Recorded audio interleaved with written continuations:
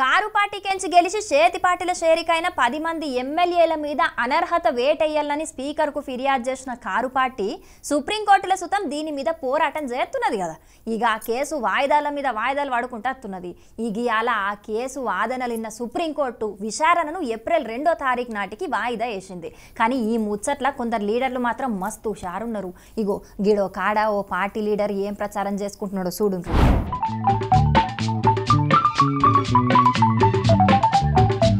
Khairatabad assembly స్థానానికి ఉప ఎన్నిక అనివార్యమైతే 30 ఏళ్ల సంది కాంగ్రెస్ పార్టీలోనే ఉన్న రాజు యాదవ్కు టికెట్ ఇయ్యాలని చెప్పి ఏకంగా ఫ్లెక్సీలే ఏర్పాటు చేసిరు.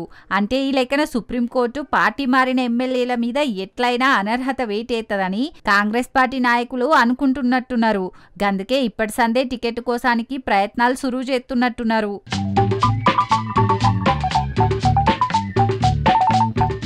30 ఏళ్ల సంది కాంగ్రెస్ పార్టీలో ఉండుకుంటా కష్టకాలంలో కూడా పార్టీ కోసం పనిచేసిన మాజీ కార్పొరేటర్ రాజు యాదవ్కు టికెట్ ఇయ్యాలని రాజు యాదవ్ అభిమానులు ఖైరతాబాద్ కాంగ్రెస్ పార్టీ నాయకుల పేరు మీద ఫ్లెక్సీలు ఏర్పాటయ్యే వరకు ఇప్పుడు దీని మీద బగ్గనే చర్చ నడుస్తున్నది. మరింతకు సుప్రీంకోర్టు పార్టీ మారినోళ్ల మీద అనర్హత వేటేయాలని స్పీకర్ సార్కి చెప్తదా, లేకుంటే పార్టీ మారిన ఎమ్మెల్యేలే రాజీనామా చేస్తారా?